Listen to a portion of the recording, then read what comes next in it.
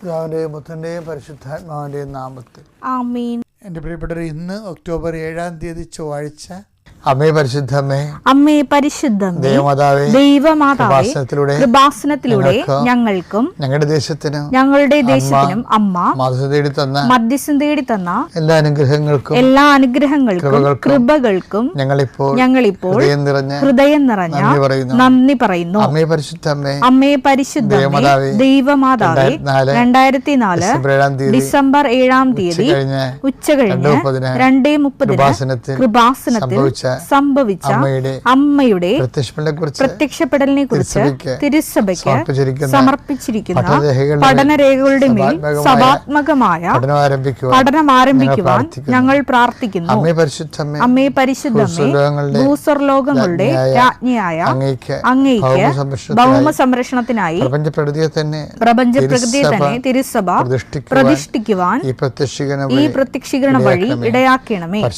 പരിശുദ്ധമ്മേ, ജപമാല മാതാവേ, സകല കൃപാസനം പ്രാർത്ഥനകളോടും ചേർത്ത് ഞങ്ങളിപ്പോൾ പ്രാർത്ഥിക്കുന്ന ഈ കുടുംബത്തിന്റെ പ്രത്യേക നിയോഗം പറമക്കളെ.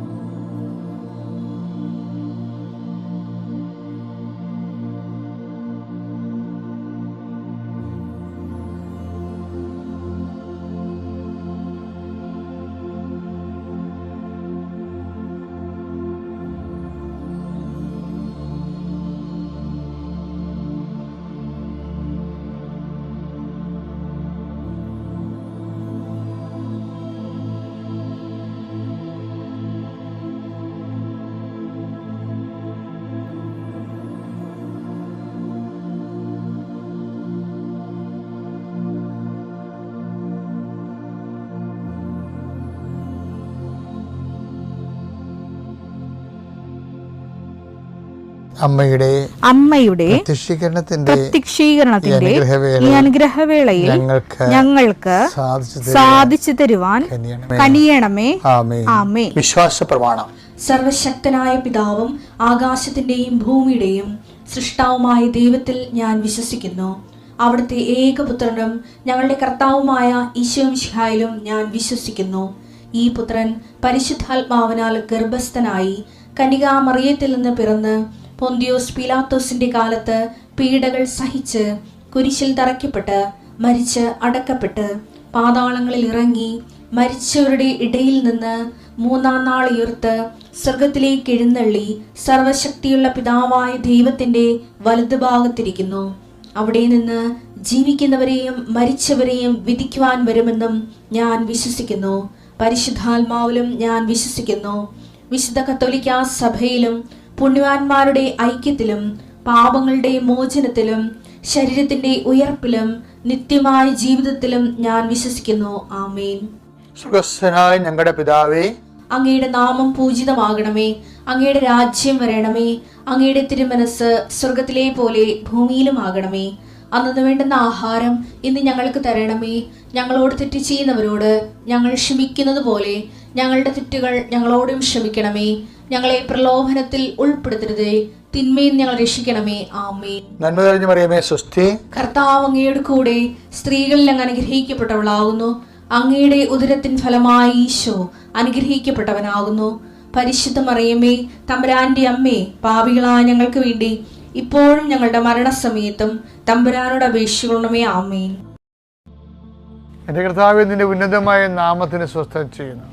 നിന്റെ കർത്താവേ, നിന്റെ വിശുദ്ധ പൗരോഹിത്യത്തെ മഹത്വപ്പെടുത്തണമേ. കർത്താവേ, സഭയിലുള്ള സാന്നിധ്യം ദൃഢമാക്കണമേ. 39 വർഷം ഞാൻ അർപ്പിച്ച കുർബാനയുടെ യുഗതിയാൽ കൃപാസനത്താര ജീവനോടെ പ്രത്യക്ഷപ്പെട്ട പരിശുദ്ധ അമ്മയുടെ മാധ്യസ്ഥത ദൈവവേദനെ നീ അനുഗ്രഹിക്കപ്പെടട്ടെ. കർത്താവേ, ശിഷ്ടുരോഗങ്ങൾ, മുഴ വരുന്ന രോഗങ്ങൾ, അതുപോലെ തന്നെ അരിമ്പാറ മുതൽ ചിരങ്ങ് മുതൽ ചൊറി വരെ ത്വക്കിലുണ്ടാകുന്ന രോഗങ്ങൾ കർത്താവിൻ്റെ വിശുദ്ധമായ രക്തത്താൽ കഴുകപ്പെടട്ടെ എന്ന് പ്രാർത്ഥിക്കുന്നു.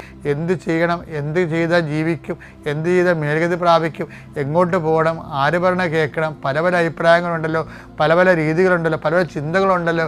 എന്ത് ചെയ്യണമെന്ന് അറിയാമ്പോൾ ആകെപ്പാട് മനസ്സ് മുട്ടി മൊഴി മുട്ടി കുഴങ്ങുന്നവർ കർത്താവിൻ്റെ രക്തം നിങ്ങൾ തളിക്കപ്പെടട്ടെ. ഈശോ മാറാത്ത രോഗങ്ങളെ ഓർത്തോർത്ത് കണ്ണീരോടെ പ്രാർത്ഥിക്കുന്നു. എത്രത്തെ മരുന്ന് കഴിച്ചിട്ടും പിന്നെയും മാറി കർത്താവ് പിന്നെയും രോഗങ്ങൾ, അതേ രോഗങ്ങൾ തന്നെ കർത്താവ് കുറച്ചു നേരം ശമിക്കും, പിന്നെ കുറച്ച് കഴിഞ്ഞാൽ പിന്നെയും തിരിച്ചു വരും. എന്തിനാണെന്ന് അറിയാൻ പോലെ അത് മനസ്സ് കലങ്ങി ഇടിഞ്ഞു പോയവർ കർത്താവിൻ്റെ രക്തത്താൽ യേശുക്രിസ്തു നാമത്തിൽ ഈ നിമിഷം സൗഖ്യം പ്രാപിക്കട്ടെ എന്ന് പ്രാർത്ഥിക്കുന്നു. ഈശോ കടകമ്പോളങ്ങൾ നടത്തുന്നവർ, ചെറിയ വ്യാപാര വ്യവസായങ്ങൾ നടത്തുന്നവർ, അതുകൊണ്ട് കുഞ്ഞുങ്ങളെ പഠിപ്പിക്കുന്നവരും കുടുംബം പോറ്റുന്നവരും അവർക്കുണ്ടാകുന്ന തടസ്സങ്ങളെ യേശുവിൻ്റെ നാമത്തിൽ ഞാൻ ബന്ധിക്കുന്നു. നിൻ്റെ യാത്രകളെല്ലാം ലക്ഷ്യങ്ങളെല്ലാം കർത്താവ് അനുഗ്രഹിക്കട്ടെ. നിത്യം പിതാവ് പുത്രനും പരിശുദ്ധാത്മാവിലും നയിക്കുക. ആമേൻ. ലൂക്ക 4:1. യേശു പരിശുദ്ധാത്മാവ് നിറഞ്ഞവനായി ജോർദാനിൽ നിന്ന് മടങ്ങി ആത്മാവ് അവനെ മരുഭൂമിയിലേക്ക് നയിച്ചു. ഇത് നിസ്സാരമായ ഒരു വചനമല്ല. ഇതിൻ്റെ കണക്ഷൻ കിടക്കുന്നത് പച്ചയായ പുൽപ്പുറങ്ങളിലും നിശ്ചലമായ ജലാശയങ്ങളുമാണ്. അവിടുന്ന് തന്നെ പച്ചയായ പുൽപ്പുറങ്ങൾ അവിടെ നിന്ന് കിടത്തും, നിശ്ചലമായ ജലാശയത്തേക്ക് അവിടെ തന്നെ നയിക്കും. അങ്ങനെ നയിച്ച് ജോർദാൻ നദിയിൽ ജ്ഞാനസ്നാനം സ്വീകരിച്ച ഈശോ പരിശുദ്ധ നിറഞ്ഞു കഴിയുമ്പോൾ പിന്നെ എന്താ ചെയ്യേണ്ടത്? കാലാവസ്ഥ മാറി. Must we not take sorrow to ചോദിക്കണില്ലേ? ആ ദൈവത്തിൻ്റെ ചോദ്യമാണത്. അതിന് ഉത്തരം പറയാൻ കഴിഞ്ഞില്ലെങ്കിൽ നീ ഒരു വിശ്വാസത്തെ തുടരാൻ നിങ്ങൾ അക്സെപ്റ്റബിൾ അല്ല. അതാണ് വിഷയം. Must be not. അത് നിസ്സാര കാര്യമല്ലത്. എന്താ കാര്യം എന്ന് വെച്ച് കഴിഞ്ഞാൽ ഈ ജോർദാനിൽ നിന്ന്, ആ ജോർദാൻ നദിമുഖത്ത് നിന്ന് എങ്ങോട്ടാണ് ഈശോ പോണത്? ഈശോ പരിശുദ്ധാത്മാവ് നിറഞ്ഞ് ജോർദാനിൽ നിന്ന് മടങ്ങി, ജോർദാൻ നദിമുഖത്തിൽ നിന്ന് മടങ്ങി ആത്മാവ് അവനെ മരുഭൂമിയിലേക്ക് നയിച്ചു. അപ്പം നോക്കിയേ, ഇവ മൗനമായി തന്നെ പോവുകയാണ്. യാതൊരു റിയാക്ഷനുമില്ല, റെസ്പോൺസില്ല, അതുപോലെ തന്നെ മൽപ്പിടുത്തങ്ങളില്ല, ഒന്നുമില്ല. അതായത് ഈ നദീമുഖത്ത് നിന്ന് പിന്നീട് നേരെ ഓപ്പോസിറ്റ് കാലാവസ്ഥയിലേക്കാണ് ഈശോ പോണത്. അതുകൊണ്ടാണ് ജോബ് ചോദിക്കുന്നത്, must be not take sorrow to. അതൊക്കെ മുമ്പ് ഈശോയ്ക്ക് ഒരു സ്റ്റാറ്റസ് കൊടുക്കും ദൈവം. ഭയങ്കര രസമാണ് ഈ ബൈബിള്. അതായത് ഈ ജോർദാൻ നദി വെച്ച് ഈശോയ്ക്ക് സ്റ്റാറ്റസ് കൊടുക്കും. എന്താ പറയണത്? This is my beloved sun. അതാണ് സ്റ്റാറ്റസ്. ഈ സ്റ്റാറ്റസ് വാങ്ങിച്ചിട്ടാണ് ഈശോ മരുഭൂമിയിലേക്ക് പോണത്. സ്നാനം കഴിഞ്ഞയുടൻ യേശു വെള്ളത്തിൽ നിന്ന് കയറി.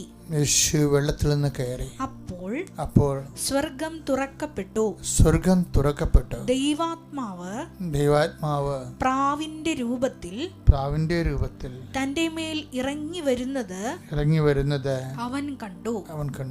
ഇവൻ എന്റെ പ്രിയപുത്രൻ, ഇവനിൽ ഞാൻ പ്രസാദിച്ചിരിക്കുന്നു എന്ന് ഒരു സ്വരം സ്വർഗത്തിൽ നിന്ന് കേട്ടു. ഇതാണ് ഈശോയ്ക്ക് കിട്ടിയ സ്റ്റാറ്റസ്. എന്താണത്? പദവി എന്താണ്? ഇവൻ എൻ്റെ, this is my beloved sun. ഇപ്പം സ്റ്റാറ്റസ് ഡിക്ലെയർ ചെയ്ത് ഡിഫൈനായി അല്ലേ? ഇനി മരുഭൂമി എന്താ? ഇനി നേരെ ഈശോനെ മരുഭൂമിയിലേക്ക് കൊണ്ടുപോകണ കാണാം. നമ്മുടെ ജീവിതമായിട്ട് കൂട്ടിച്ച് വായിക്കണം കേട്ടോ. ഇത് നമ്മൾ പലപ്പോഴും ജീവിക്കുന്ന ജീവിതം ആധ്യാത്മിക ജീവിതമല്ല, ഭക്ത ജീവിതമാണ്. ഭക്ത ജീവിതം ആർക്ക് വേണം? നമ്മളെല്ലാം ജീവിച്ചു കൊണ്ട ജീവിതം ഉണ്ടല്ല, ഭക്ത ജീവിതമാണ്. ഭക്ത ജീവിതവും ബൈബിൾ ജീവിതവും തമ്മിൽ ചില സമയത്ത് സമാന്തര രേഖയായി പോകുന്നുണ്ട്. അതുകൊണ്ട് ഈ മനുഷ്യൻ ഗതി പിടിക്കാത്തതിൻ്റെ കാരണം എന്താ കാര്യം വെച്ച് കഴിഞ്ഞാൽ ഇത് അക്സെപ്റ്റ് ചെയ്യാൻ നമ്മൾ തയ്യാറാകണം. ഇപ്പം ഭക്തിയുടെ കൊടുമുടിയിൽ നിന്ന് ഈശോ ഇറങ്ങി എങ്ങോട്ടാണ് പോണത്? ആത്മാവിനെ മരുഭൂമിയിലേക്ക് കൂട്ടിക്കൊണ്ടു പോകും. അപ്പോൾ അവൻ്റെ ഈ സ്റ്റാറ്റസ് എന്താ? സ്റ്റേജ് എന്താണ്? ബിലവഡ് സണ്ണാണ്. ഈ ബിലവഡ് സൺ ആരുടെ ബിലവഡ് സണ്ണാണ്? ദിസ് ഈസ് മൈ ബിലവഡ് സണ്ണാണ്. പിതാവായ ദൈവത്തിൻ്റെ സ്വന്തം പൊന്നോമന മകന. അതാണ് സ്റ്റാറ്റസ്. ഇനി മരുഭൂമി എക്സ്പീരിയൻസ് വരുമ്പോൾ, ഇപ്പം ഈ എക്സ്പീരിയൻസ് എന്ത് എക്സ്പീരിയൻസാണ്? ദൈവം നമ്മുടെ പിതാവാണ്, നമ്മളെ ദൈവത്തിന് മഹത്വവും അതുപോലെ തന്നെ നമ്മൾക്ക് ദൈവം അംഗീകാരമൊക്കെ നൽകിക്കൊണ്ടിരിക്കുന്ന ഒരു വലിയ പശ്ചാത്തലപ്പുറങ്ങളിലാണ് നമ്മൾ നിൽക്കുന്നത്. നിശ്ചയമായ ജലാശയത്തിൽ നമ്മൾ നിൽക്കുകയാണ്. ഹോളം കുടിച്ച് വിശ്രമിച്ച് നിൽക്കുകയാണ്. ഇവിടുന്ന് നേരെ കാലാവസ്ഥ ഭേദത്തിലേക്ക് വരും. പിന്നെ എങ്ങോട്ടാണ് പോണത്? മരുഭൂമിയിലേക്ക്. ഈ മരുഭൂമി കൊണ്ടുപോകുമ്പോൾ നമുക്കുണ്ടാവുന്ന ഒരു ബോധമുണ്ട്. എന്താ കാര്യം? ആത്മാവാണ് നമ്മളെ കൊണ്ടുപോകുന്നത്. ഒന്നാ വചനം ഒന്നൊരു വായിച്ചേ. ലൂക്കാ 4:1. ലൂക്കാ 4:1. യേശു പരിശുദ്ധാത്മാവ് നിറഞ്ഞവനായി ജോർദാനിൽ നിന്ന് മടങ്ങി. അതായത് ഈ ജോർദാനിൻ്റെ എല്ലാ സർവ്വസമ്പദ് സമൃദ്ധിയിൽ നിന്നും മടങ്ങുകയാണ്. എപ്പോഴായാലും മടങ്ങേണ്ടി വരും മക്കളെ.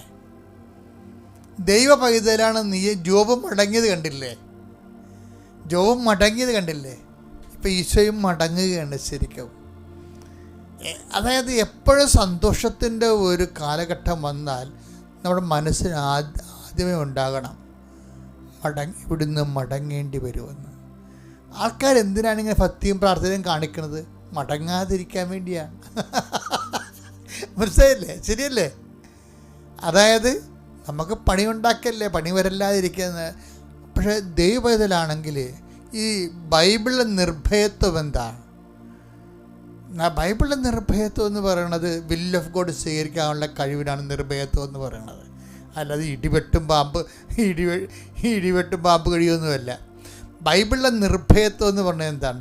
വിൽ ഓഫ് ഗോഡ് കാലാവസ്ഥ ഭേദങ്ങളോടുകൂടി അക്സെപ്റ്റ് ചെയ്യാനുള്ള കഴിവിനാണ് ബൈബിൾ നിർഭയത്വം എന്ന് പറയുന്നത്. എന്താ കാര്യം? ഈ നിർഭയത്വത്തിൻ്റെ കൂടെ വേറൊരു സാധനം വരുന്നുണ്ട്. Fear not, the kingdom of God is at hand. അതായത് തമ്മിൽ യോജിച്ചാൽ പോണത്. ദി വിൽ ഓഫ് ഗോഡ് വരുമ്പോൾ ഇപ്പം ഈശോ ആത്മാവ് അവനെ, വിൽ ഓഫ് ഗോഡാണത്. ആത്മാവ് അവനെ മരുഭൂമിയിലേക്ക് നയിച്ചു. ഒന്ന് പറഞ്ഞ മക്കളെ, ആത്മാവ് അവനെ മരുഭൂമിയിലേക്ക് നയിച്ചു. അപ്പൊ ഒരു ദൈവ പൈതലാകുമ്പോൾ സ്വാഭാവികമായിട്ടും മരുഭൂമിയാണെങ്കിലും നയിക്കണ ദൈവമാണെന്നൊരു ബോധം ഉണ്ടാകണം. ഇപ്പം കടമാണ്, രോഗമാണ്, ഭർത്താവ് എന്നോട് സംശയമാണ്, എൻ്റെ മക്കളുടെ മുമ്പിൽ എനിക്ക് വരയില്ല എന്നൊക്കെ പറയാം നമുക്ക്. അപ്പോഴും ഓർക്കണം ദൈവവേദനെ, നീ പതറരുത്, ഭയപ്പെടുകയും ചെയ്യരുത്. എന്താണ്? നയിക്കണത് ദൈവമാണെന്നുള്ള ബോധം ഉണ്ടാകണം.